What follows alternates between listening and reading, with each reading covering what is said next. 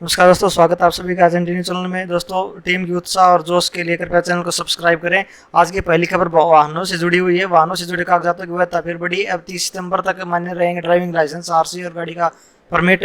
सरकार ने राहत देते हुए कोरोना महामारी के दौरान जिन वाहनों के कागज लाइसेंस ड्राइविंग लाइसेंस, आरसी वगैरह अब तक रिन्यू नहीं हुए थे, उनके लिए सरकार ने 30 सितंबर तक का समय दिया है। सरकार ने राहत देते हुए कहा है कि अब वाहनों के से जुड़े कागजात की वैधता की समय सीमा बढ़ा दी गई है। सड़क परिवहन मंत्रालय ने जानकारी देते हुए कहा कि छठी बार बढ़ाई गई है वैधता।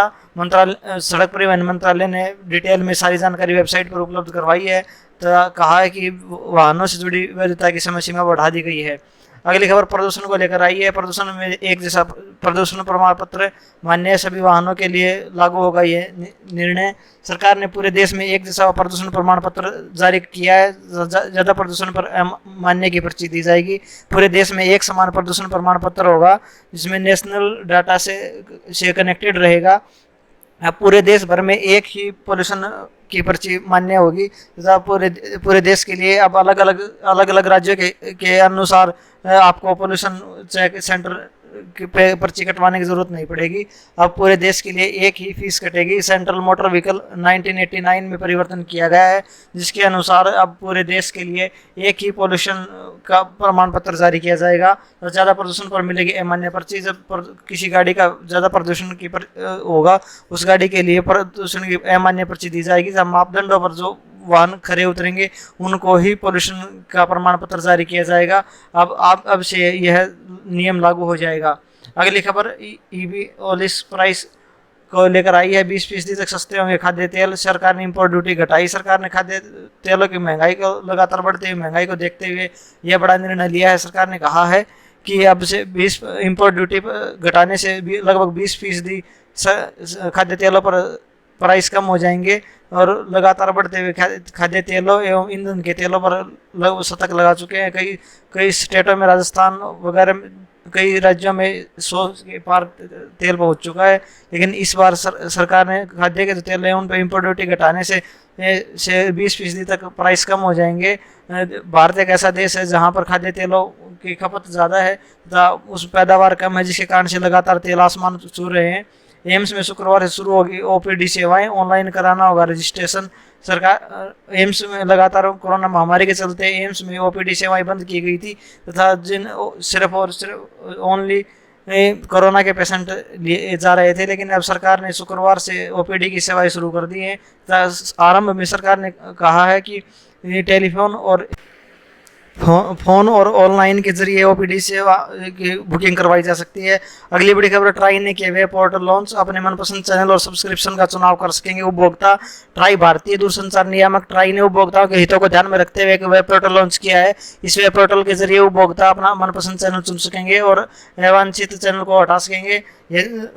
प्रकाश जावड़ेकर जी ने यह बताया है कि ये प्रेस कॉन्फ्रेंस के दौरान उन्होंने बताया कि अब से ट्राई भी वेब पोर्टल जारी कर रहा है। सरकार ने उपभोक्ताओं को ध्यान में रखते हुए भारतीय दूरसंचार नियामक ने उपभोक्ताओं के लिए बड़ी सेवा जारी की है। अगली खबर, लोगों की शिकायतों को हल करने को लेकर केंद्र सरकार ने केबल टीवी नियमों में किया संशोधन। सरकार ने केबल टीवी ऑपरेटरों को लेकर भी सरकार ने संशोधन किया है तथा लोगों के समस्याओं को ध्यान में रखते हुए केंद्र सरकार ने गुरुवार को यह फैसला लिया। गुरुवार प्रकाश जावड़ेकर जी ने इस प्रेस कॉन्फ्रेंस के जरिए तथा सोशल मीडिया के माध्यम से यह प्रेस विज्ञप्ति दी। सीबीएसई बोर्ड रिजल्ट 2021 कैसे मिलेंगे 12वीं के छात्रों का नंबर। सीबीएसई ने वेबसाइट पर जारी की पॉलिसी। केंद्रीय माध्यमिक विद्यालय सीबीएसई के छात्रों के लिए सीबीएसई ने पीडीएफ फाइल में पूरी जानकारी उपलब्ध करवाई है। कैसे मिलेंगे छात्रों का नंबर, सीबीएसई ने पूरी डिटेल अपनी वेबसाइट पर डाली है। बोर्ड सीबीएसई की साइट पर बताया गया है कि छात्रों के 10वीं 11वीं और 12वीं के अंकों को देखते हुए ये छात्रों को अंक दिए जाएंगे तथा जो छात्र खुश नहीं है उनके लिए आगे एग्जाम भी करवाए जा सकते हैं। चाहे पीडीएफ फाइल में पूरी जानकारी उपलब्ध करवाई गई है। अगली खबर, 12वीं बोर्ड को लेकर ये मार्किंग स्कीम पर बोले शिक्षार्थियों को मिलेंगे पूरे मार्क। मार्किंग स्कीम पर बोले शिक्षा मंत्री निशंक संतुष्ट नहीं है तो छात्र को तो बोर्ड करवाएगा एग्जाम। इंटरमीडिएट बोर्ड परीक्षाओं में रिजल्ट सीबीएसई बोर्ड ने अपना मार्किंग फार्मूला तैयार किया है। छात्रों का रिजल्ट अब 10वीं 11वीं और 12वीं के मार्क्स के आधार पर 30-30-40 के फार्मूले पर अंक दिए जाएंगे। और शिक्षा मंत्री निशंक ने कहा कि हमारी सरकार प्रत्येक स्थिति में शिक्षा से जुड़े सभी हितधारकों के हितों एवं उज्जवल भविष्य के लिए प्रतिबद्ध है। अगर जो विद्यार्थी इस प्रक्रिया से खुश नहीं है तो उसके लिए एग्जाम भी करवाए जाएंगे। 12वीं की परीक्षा रद्द नहीं करने वाले राज्यों को सुप्रीम कोर्ट ने भेजा नोटिस। सुप्रीम कोर्ट ने संज्ञान लिया है। सुप्रीम कोर्ट ने उन राज्यों को नोटिस जारी किया है जहां अब तक 12वीं की परीक्षाओं को रद्द करने का फैसला नहीं किया गया है। गुरुवार को सुप्रीम कोर्ट कोरोना वायरस महामारी की स्थिति में बीच केंद्रीय माध्यमिक विद्यालय बोर्ड की परीक्षाओं को जिन 10 राज्यों ने अभी तक रद्द नहीं किया है उन सभी को नोटिस भेजा है और नोटिस भेजकर उनसे जवाब तलब किया है। ऐसे केंद्रीय माध्यमिक शिक्षा बोर्ड और council for the Indian school के द्वारा यह निर्णय लिया गया है। भारतीय को होगा फायदा। बेटे ने पढ़ाई के बाद नौकरी के वीजा की समय सीमा बढ़ाई। पिछले साल पढ़ाई शुरू करने वाले विद्यार्थियों के पास PSW वीजा के लिए 27 सितंबर तक का वक्त था। भारतीय छात्र इस अवधि को बढ़ाने की मांग कर रहे थे तथा भारतीय छात्रों के लिए इससे सबसे बड़ा फायदा होने वाला है। बेटे ने पढ़ाई के बाद नौकरी की वीजा की समय सीमा बढ़ाई है। नौकरी के बाद दिए जाने वाले वीजा PSW में योग्यता सिद्ध करने पर समय सीमा बढ़ाने का फैसला लिया गया है। सरकार के इस फैसले का सबसे ज्यादा लाभ भारतीय छात्रों को मिलेगा। योग्यता सिद्ध होने वाले छात्रों को 21 जून तक पेश होना था लेकिन अब यह समय सीमा बढ़ाकर 27 सितंबर कर दी गई है। गृह मंत्रालय ने भारतीय छात्र इसे बढ़ाने की लगातार मांग कर रहे थे। अगली बड़ी खबर हरियाणा से आ रही है। हरियाणा में बड़ी घोषणा सरकार ने जारी की। 1113 करोड़ का राहत पैकेज। आशा कार्यकर्ता व छोटे दुकानदारों को मिलेगा 5-5 हजार रुपए। मुख्यमंत्री मनोहर लाल ने दावा किया कि हरियाणा तेजी से बढ़ने वाले प्रदेशों में नंबर 1 है। हमारी रैंकिंग 10 अंक बढ़ी है। अब केरल से भी आगे निकलने का हमारा लक्ष्य है। हरियाणा सरकार ने 1113 करोड़ का राहत पैकेज देते हुए आशा कार्यकर्ता व छोटे दुकानदारों को मिलेगा 5-5 हजार रुपए तथा दूसरे अन्य सरकार 600 दिन पूरे होने पर सरकार ने बहुत से राहत पैकेज का ऐलान किया है। असंगठित क्षेत्र के 12 लाख परिवार को 600 करोड़ रुपए दिए जाएंगे जिसमें हर परिवार को 5-5 हजार रुपए दिए जाएंगे। 3 लाख छोटे दुकानदारों को 150 करोड़ रुपए आवंटित किए हैं जिसमें से हर दुकानदार को 5-5 हजार रुपए दिए जाएंगे। आशा वर्कर्स को भी 5-5 हजार रुपए दिए जाएंगे। कोरोना में मरने वाले BPL परिवारों को 2-2 लाख रुपए की सहायता दी जाएगी।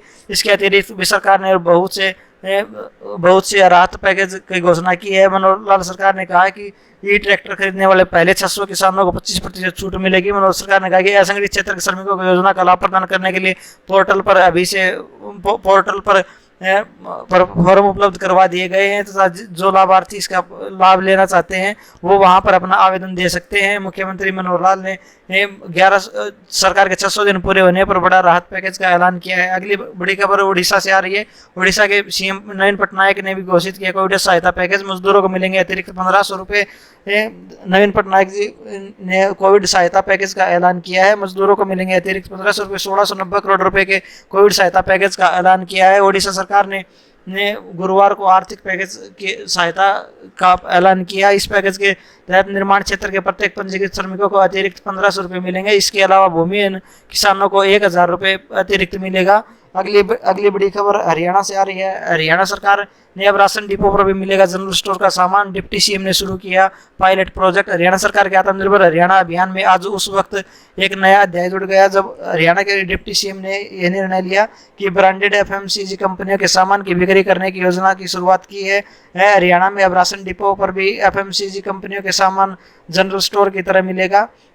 शुरुआत में पंचकुला, सिरसा, फतेहाबाद, कुरुक्षेत्र, करनाल इन जिलों में ट्रायल किया जाएगा। इन जिलों में ट्रायल सफल रहा तो सभी जिलों में लागू कर दिया जाएगा। अगली बड़ी खबर सरकार अब 8वीं कक्षा तक बच्चों को देगी फ्री स्कूल यूनिफॉर्म। संशोधित Rajasthan right of children to free and compulsory education rules 2021 के तहत अब स्कूल यूनिफॉर्म को भी दायरे में लाया गया है।